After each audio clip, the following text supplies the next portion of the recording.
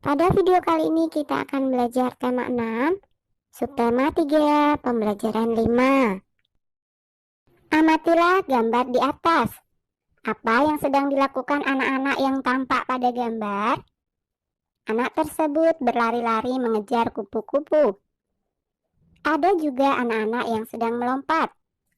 Apakah kamu suka bermain sambil melompat? Bagaimana gerakan melompat tersebut?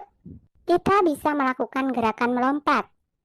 Ada berbagai variasi gerakan melompat. Perhatikan gambar berikut. Siti dan teman-temannya bermain dengan gembira. Semua mengikuti peraturan permainan. Ibu guru pun senang melihat anak-anak kelas 2 tertib dalam bermain. Berdiskusilah dengan teman sebangkumu. Tuliskan kembali peraturan permainan kupu-kupu di taman bunga. Siswa dibagi menjadi 2 kelompok. Kelompok 1 menjadi bunga, kelompok 2 menjadi kupu-kupu. 1 bunga berpasangan dengan 1 kupu-kupu. Kupu-kupu berdiri di belakang bunga. 1 orang siswa menjadi pemimpin permainan. Ketika pemimpin permainan menyebutkan 1 bilangan genap, kupu-kupu berlari di belakang bunga sebanyak 5 kali. Jika pemimpin permainan menyebutkan 1 bilangan ganjil, bunga berlari. Kemudian bunga berputar mengelilingi kupu-kupu dan bertukar tempat dengan bunga yang lain. Apa yang terjadi apabila anak-anak kelas 2 tidak mengikuti peraturan permainan? Tuliskan jawabanmu. Melanggar peraturan permainan akan mengakibatkan hal yang tidak baik. Pertanyaannya misalnya, sebutkan salah satu tata tertib ketika jam istirahat di sekolah. Teman bisa menjawab, dilarang bermain bola di dalam kelas atau di ruangan lainnya seperti perpustakaan, ruang komputer, dan lain-lain. 2. Tanyakan kepada temanmu tentang usaha untuk mematuhi tata tertib yang sudah disebutkan. Misalkan saja pertanyaannya, apa yang kamu lakukan untuk mematuhi aturan dilarang bermain bola di dalam kelas? Teman bisa menjawab, aku dan teman-teman bermain bola di lapangan. 3. Tanyakan juga kepada temanmu apakah pernah melanggar aturan di sekolah. Misalkan saja pertanyaannya, apakah kamu pernah melanggar aturan di sekolah? Teman bisa menjawab, iya pernah. Saat itu hujan turun. Aku dan teman-teman bermain bola di dalam kelas. Salah satu temanku tidak sengaja menendang bola ke arah jendela, sehingga kaca jendela menjadi pecah. Nah, bacalah kembali hasil tanya jawab dengan teman di sebelahmu. Buatlah kesimpulan dari hasil tanya jawab itu.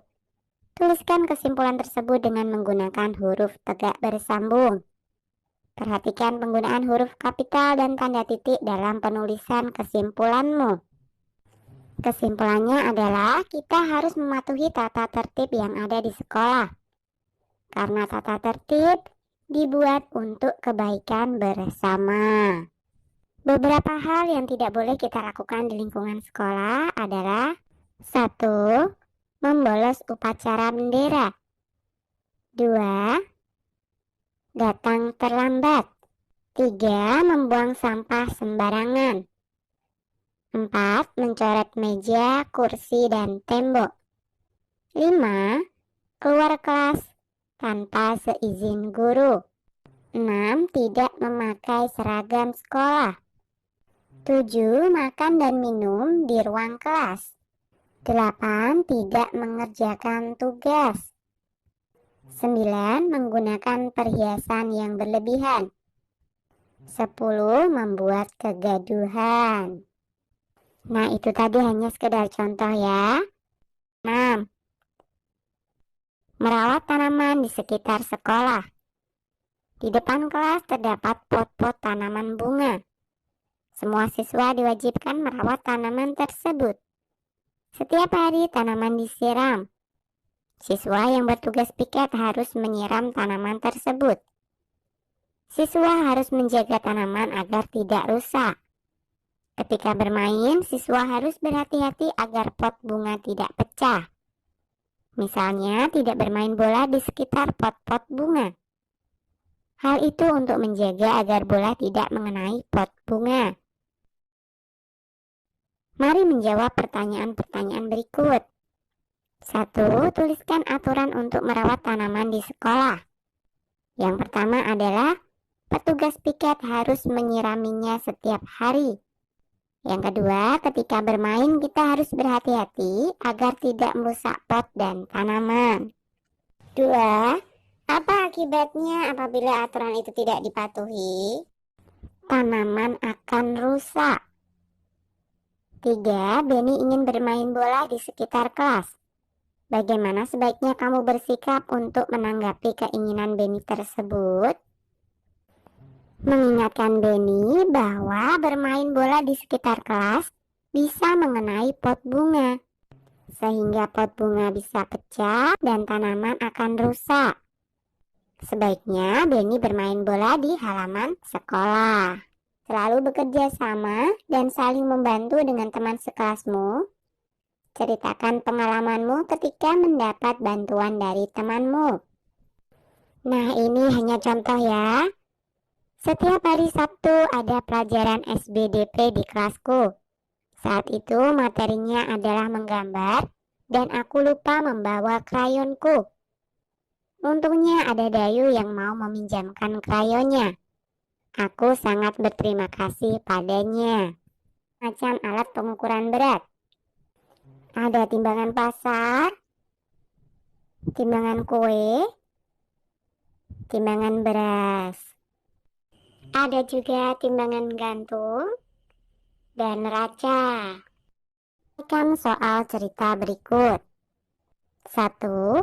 Alia disuruh membeli telur oleh ibunya seberat 50 ons.